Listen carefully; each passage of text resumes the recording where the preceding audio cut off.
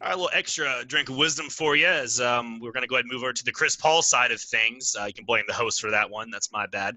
Mhm. Well, we want to talk about Chris Paul. It's a big deal, too, going over to the Suns. So what do you think about that one, Drink? Well, here's the deal. I need people to go ahead and whip out the old handy dandy standings in the NBA and just go ahead and look at that that Western Conference Pacific Division.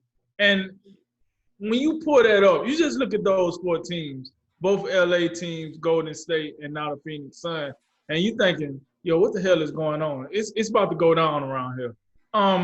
Chris Paul. So the point I made earlier about the Bucks, I thought the Suns did a pretty good job too. Because when this trade came about, I seen the Suns giving up everything under the sun, like Devin Booker, DeAndre Ayton, grandmama, the GM's salary, like everything was included. And then come to find out when the trade actually get made, you gave up Ricky Rubio and Kelly Oubre. Well, sign me up. You know what I'm saying? We get to keep Booker and eight and bring in Chris Paul. I think Chris Paul is the right type of leadership for the Phoenix Suns. Leadership. Keyword, leadership. It's been a very long time since the Phoenix Suns had leadership. I don't think they had that since Steve Nash, to be perfectly honest with you. I could be wrong, but this is how I feel. Now you bring in a veteran that can teach Devin Booker how to win. Teach Devin Booker how to bring it, how to have longevity over your career, how to play this game in a winning fashion. Oh, by the way, teaching DeAndre Ayton. And if you think I'm full of crap, go look at what he did with the Thunder. He taught those young guys how to win. You can go talk to those young guys in OKC right now, and I guarantee you they're going to tell you they got a PhD from Chris Paul for the most part. Yeah, he might have chewed them out. Yeah, he might have belittled them. Yeah, he might have hazed them verbally. But at the end of the day, he did his job. And I think he's going to do the same thing for Phoenix. And before I pass it on, I want to say this. Chris Paul is a perfect example of how 1 year you can be out of the market, and then next year you can shoot right back up in the market.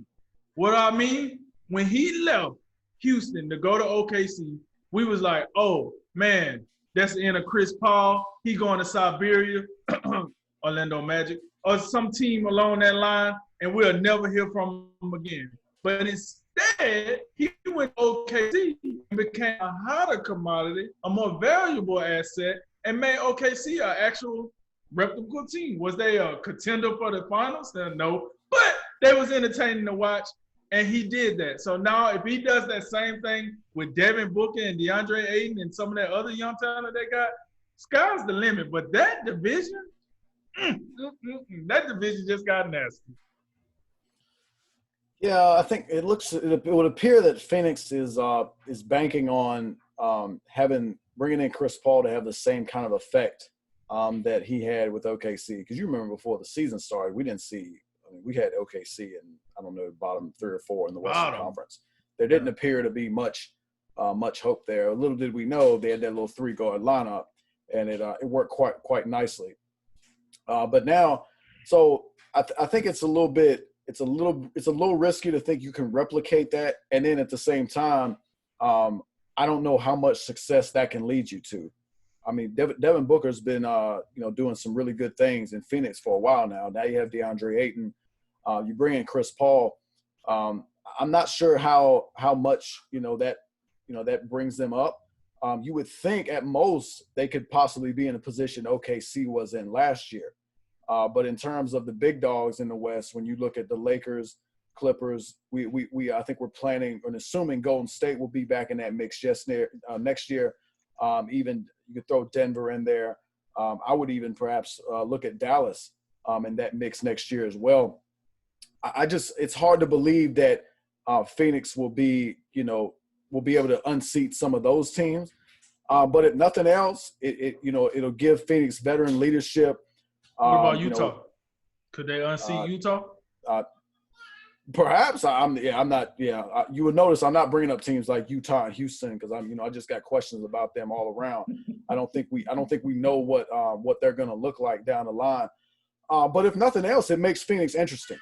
That is, if nothing else, it makes them interesting because Chris Paul, given what he just did and the impact he had on that team, it makes Phoenix interesting. It makes them compelling, and like you say, that Pacific Division is something to watch. I guess it feels real bad to be the Sacramento Kings right now. Yeah, this trade is, to me, for Phoenix, what it is they decided this is the time to go for it. I mean, when you're rebuilding a team, there has to be a point where you kind of make the jump. You go from, all right, we're building, we're biding our time, we're waiting, and now you strike, you pounce, and this is their moment to jump and go for it. And they're feet in. And let's be real, it's been 10 years. The Phoenix Suns have been to the playoffs since 2009, 2010. They lost to the Lakers in the conference finals. It's about time we do something, Phoenix. You've had Devin Booker for a while. He's been kind of balling out on a bad team type thing. You hit on Ayton, and it was the right time to make a couple moves. And the haul isn't amazing, but it's a nice haul. First round pick, couple of nice players. Oubre has kind of been up and down, but he's still young. There's plenty of tread on the tires to kick there.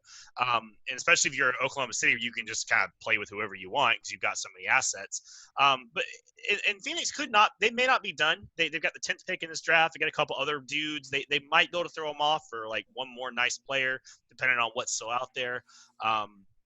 But I think that for them, this was, I think, the right time. You can every year you can say, well, all these teams are getting better. I mean, is like you can't just hide forever in the basement because you don't. Everyone else is good at basketball too. I mean, at some point you gotta do the thing. And I think that honestly, this team should win at least 50 games.